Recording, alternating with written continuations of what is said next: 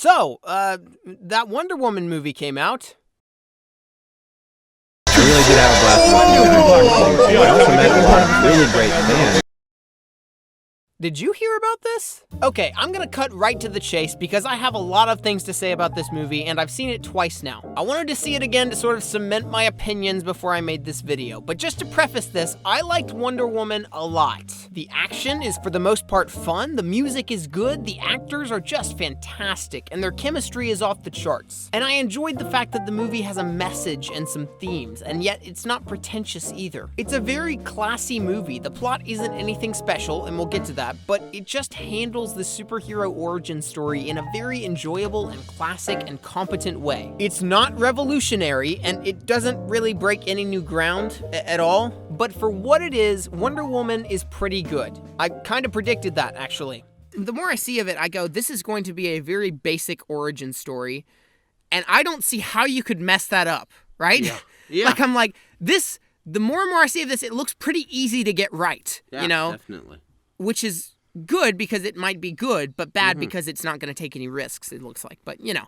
That was on my podcast, Blockbusted, which you can check out right here. Link in the bio, fam! So I just wanted to preface this video with how I really honestly like this movie, because what I'm going to say is, it's pretty harsh. And that's because while I liked it, Wonder Woman is one of the most annoying movies I've ever seen, because I wanted to love it, and I came so close to loving it, but it just falls short. I wish so much that I could say that this was one of the best superhero movies out there, and there were several beats in the movie where it was easy to think that maybe it could be. But despite those, to me, it ends up being pretty mediocre and unsatisfying, simply because it's on the verge of greatness, but it doesn't quite get there. In the third act of this movie, I wanted to find a DC executive and shout in their face, "What did you do? You broke it! Fix it, please!" Oh! I killed it! I killed my sale! And again, the movie isn't terrible or bad. It's average. But I think what differentiates it from other average superhero movies like Doctor Strange or Ant-Man is that those movies are pretty good throughout the entire runtime. There's nothing terrible in them, but there's nothing amazing either. They're just passable. But with Wonder Woman, about 1/3 or even more of the film is just fantastic. There are elements of it that are so much better than any other origin story movie out there. But then, there are also elements that are just terrible too, and they bring the movie down quite a bit. So instead of being consistently passable and average like Doctor Strange or Ant-Man, Wonder Woman is consistently inconsistent. The movie has these really high highs where it hits the marks perfectly, and then these really low lows where it just screws stuff up. And that makes it so hard to judge. This isn't a movie like Batman v Superman, which I was perfectly content with hating. Instead, it actually pains me to criticize the movie because I wanted to love it so much, but I just can't get past a few issues. Okay, so I guess we should actually get into some of my points with the film, which is going to be pretty in-depth, I think. So just to lead into this, full spoilers are ahead. So now you have 10 seconds to click off. 10, 9, 8, 7, 6, 5, 4, 3. A guy named Steve, played by a guy named Chris, dies in a plane crash. Oh, but that's not a spoiler. You've seen it before, baby. Okay, so we've talked about the good things in Wonder Woman at least a bit. I mentioned them earlier, and I'll address a couple of them again so that you don't criticize me for hating on this movie. Or, no, hate on me for criticizing this movie. I liked it, I swear! The main reason that Wonder Woman works when it works is because Gal Gadot is fantastic in the role. This movie is living proof that a good director can get a great performance out of anyone. Zack Snyder directed Batman v Superman, and Gal Gadot was just appalling in that film. But Patty Jenkins directed this movie, and here, the same actress does a bang-up job and creates a really likable and charismatic protagonist. Diana is naive and inexperienced and light and fluttery, but she's also strong-willed and tough and decisive and very principled. Okay, I had kind of avoided saying it up to now because everyone has said it, but Gal Gadot's Wonder Woman is everything I wanted Superman to be and more. She's a real, good, pure hero who faces the task of saving people head on and just goes for it because she knows she has the power to do so. She's not doing it because she has some sort of obligation or responsibility, although she has that too. And she's also not doing it because she caused the problem either. She's just saving people because she's a hero and she wants to help. She's literally everything that the Man of Steel Superman isn't. He says to Lex Luthor, I'd rather bring you in one piece than broken in a million pieces. The bat is dead. Bury it. Consider this mercy. Would you like to buy an ice cream? Thank you. 8 please, sir. there you go, pal, keep the change. Thank you very much, sir. What do you think? It's wonderful. Yeah, You should be very proud. Thank you very much. you should be very proud.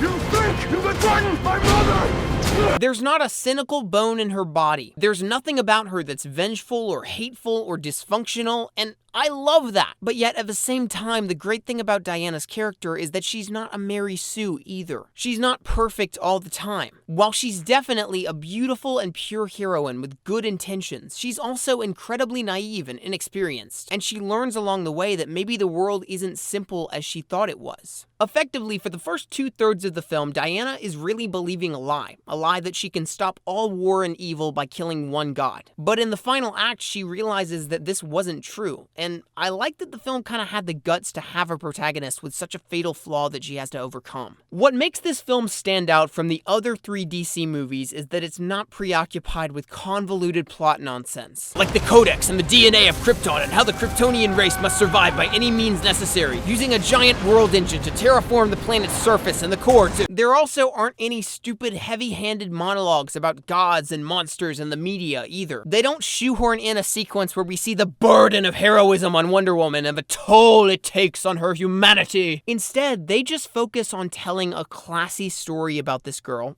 woman, and how she wants to save the world but learns how complicated that really is along the way. Unlike in BVS and Man of Steel, where the characters felt like emotionless stone statues that just make decisions to help the plot, these characters feel like real, genuine people. And that's the best compliment I can give the movie. Because of the characters and the actors portraying them, it feels authentic and genuine and like, a real movie. Alright, that's the big praise that I have for Wonder Woman. It's funny, it's endearing, the characters are likable, the romance is good, and unlike in BVS, the decisions the characters make, they actually make sense. The movie is a hopeful and fun blockbuster, and it's got a legitimate heart and some real themes. And while it doesn't do anything new, and it definitely does mess some stuff up, which we'll get to, the fact that Wonder Woman is a character-driven story over a plot-driven story somehow makes it feel very fresh. Alright, so that's what I have to say about the pros of the movie. My only real problem with Wonder Woman is the narrative resolution in the 3rd act. There are other problems with this movie. The CGI is absolutely abysmal in almost every action scene. The music is pretty heavy-handed at times. Steve Trevor's annoying secretary is like the Jar Jar Binks of the movie. But I can ignore most of that stuff. It doesn't kill the movie. If the problems that I'm about to address had been fixed, I could have totally ignored all these things. What prevents the movie from being great, though, what isn't easy to ignore, for me, is the ending, which we're going to talk about now. So as we know, because we're in a spoiler review, throughout the movie up to the 3rd act, Diana has been saving as many people as she possibly can and taking out German soldiers, and she's also been learning about the world and what love and marriage and family and war all look like. Her goal from the beginning of the film until the 3rd act was always to kill Ares, the god of war, and through that, stop all the wars forever. Because there was no chance of changing his mind. This is Ares, and he's not going to allow a negotiation or a surrender.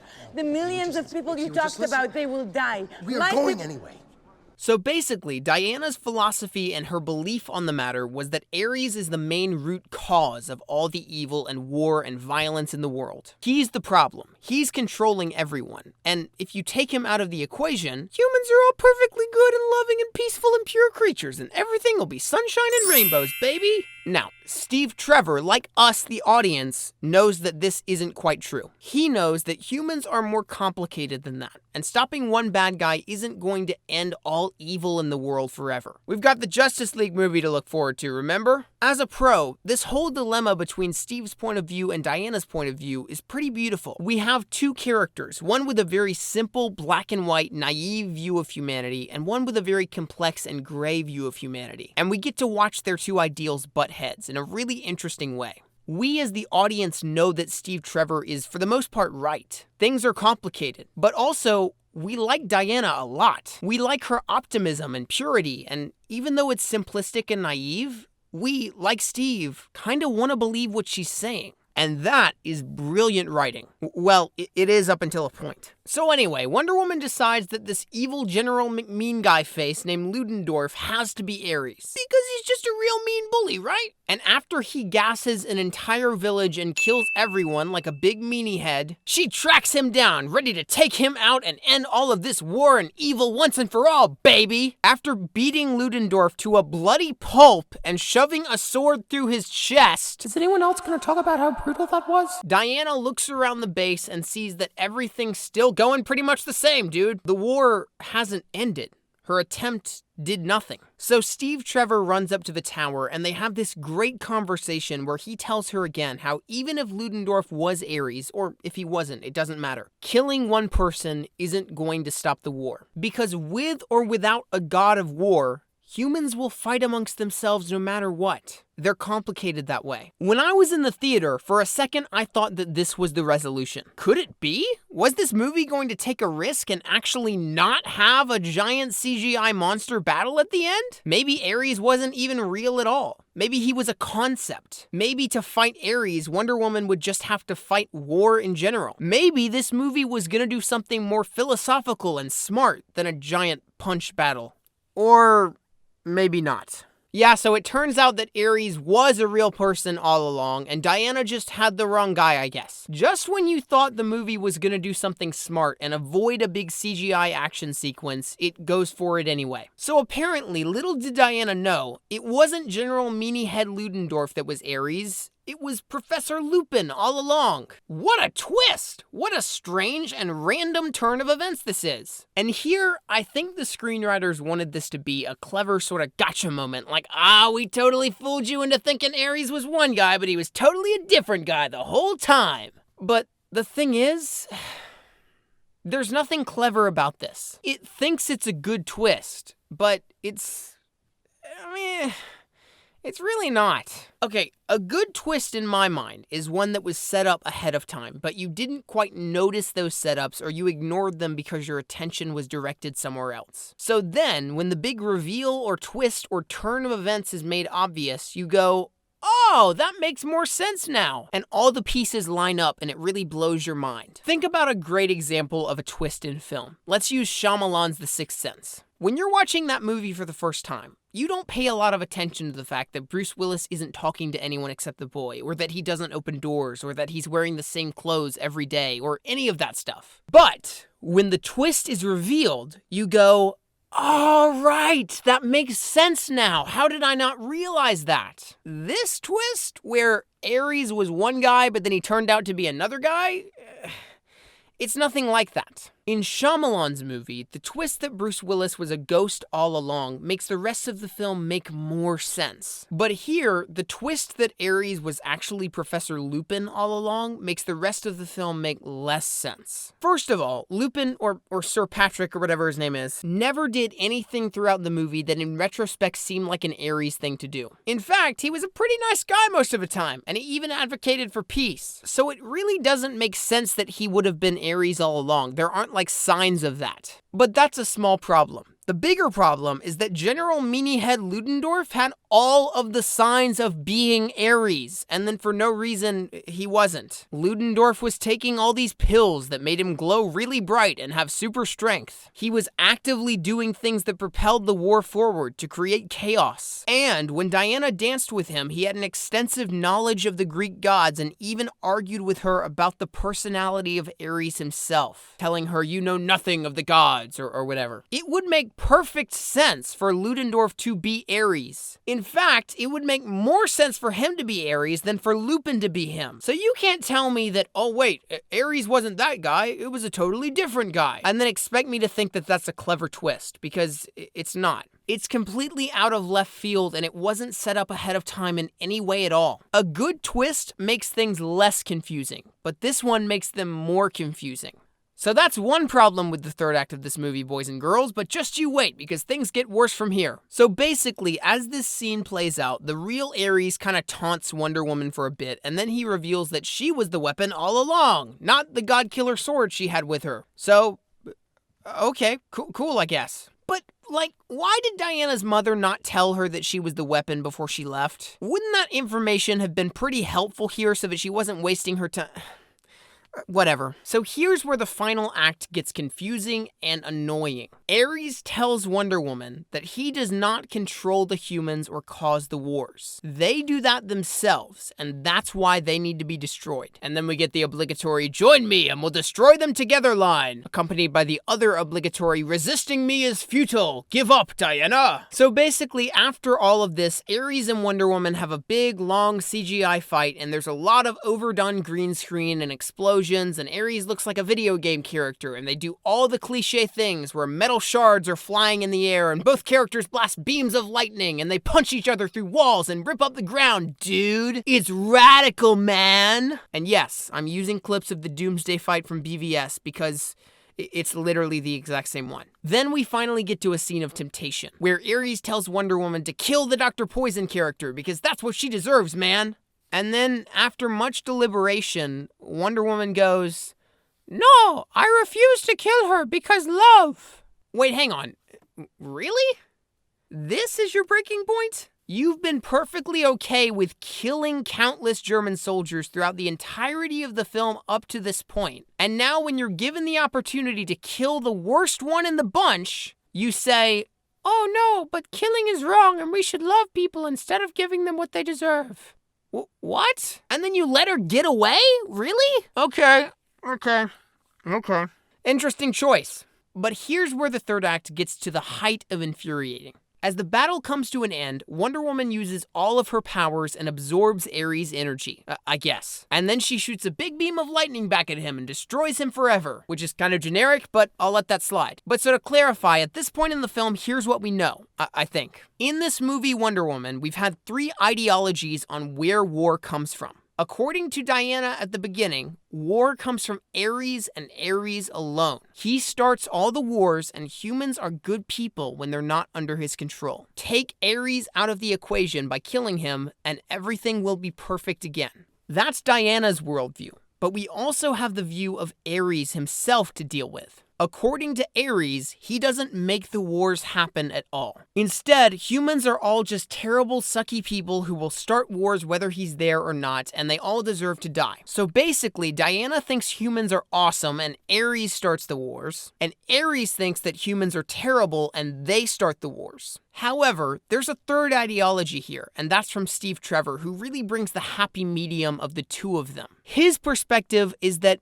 it's all pretty complicated, man. There are elements of good and bad in human beings, and yeah, they will start wars with or without Ares, but that doesn't mean they all deserve to die either. Steve Trevor's worldview here, which he expresses to Diana after she kills Ludendorff and nothing happens, is treated as the truth from here on out. Wonder Woman repeats his words toward the end, saying that it's not about deserve, it's about what you believe. And in the epilogue, she talks about how humans are a mix of good and bad, just like he said. So basically, as it would seem, Diana was wrong about this situation. She started out a very naive and inexperienced hero, but through the power of character arcs, she has grown and realized that the world isn't just black and white. It's far more complex than that. And as the battle finally nears a close, Wonder Woman finally comes to terms with the fact that killing one man will not end World War I. But then, when Wonder Woman finally kills Ares, it ends World War I! All the soldiers on both sides start hugging each other, and there's a sunrise, and the weapons have all been destroyed. And then Wonder Woman goes to Trafalgar Square in London and sees everyone celebrating the end of the war. Wait. Did the war just end at the same time that she killed Ares? Or did the war end because she killed Ares? And what effect does Ares have on wars anyway? There are so many contradictions here, and I'm not really sure which way it's supposed to go. Because on the one hand, I guess Steve Trevor was wrong? Because he said killing one man wouldn't stop World War I. But then it did. But then he was also right. because wars did still happen after that, even without Ares, and humans are a mix of good and bad. Even Diana says that at the end. So what effect did Ares have on the wars in general? Okay, let's look at what we know. Ares says, while telling the truth, that he just whispers ideas in people's ears and they cause wars themselves. He doesn't make them do anything. Okay, fine. That makes perfect sense. But so if he hadn't been there to whisper the ideas in people's ears, would World War I have happened or not? Because the war ended when he was killed, which was either convenient or it was directly correlated to his death. But at the same time, even with Ares gone, there are still plenty of other wars that occur down the line. You know, like that one you may have heard of, I don't know, it was called World War II. So if Ares is alive, he whispers ideas for weapons in people's ears and wars happen. But if Ares is dead, he doesn't whisper ideas for weapons in people's ears, but wars still happen. So what was the point of anything, really? What was his plan, and why was he trying to start a war when humans would do it anyway? Why did Diana need to stop him if wars would happen with or without him there? And this is why I'm so annoyed by the ending of this movie. The big CG battle with Ares is so generic and shoehorned in there because the producers think that you have to have a big battle at the end of every superhero blockbuster. And on top of that, the effects are just so bad in some places that it becomes hard to believe. But you know what? That stuff could have been easy to ignore. If the narrative of the ending had been more airtight, I could have totally gone along with the final battle as long as the resolution made sense. But instead, the main message of the movie gets completely screwed up. You have two completely different worldviews that totally contradict each other, and the film tries to make both of them true. Steve Trevor says that wars will happen with or without Ares, and you can't stop a war by killing one guy. But then Diana does stop a war by killing one guy. So I guess Steve was wrong? Does that mean there won't be any more wars from now on? Or wait, no, but there will be more wars. World War II, Vietnam, 9/11, the Justice League movie where they fight aliens or whatever. So I guess Ares' death stopped World War I, but it didn't stop all wars? And what did Ares whispering in people's ears change in the end? So I guess Steve was right? Or was he wrong? Or... Do you understand my frustration? I hope you do, because I've been trying to make it very obvious for the past few minutes. So all of those reasons are why Wonder Woman is one of the most annoying movies I've ever seen. Again, not because it's terrible or even that bad, but because it comes so close to being great and then stumbles and falls on its face. And I wanted to love it so much, I really did, but I just couldn't.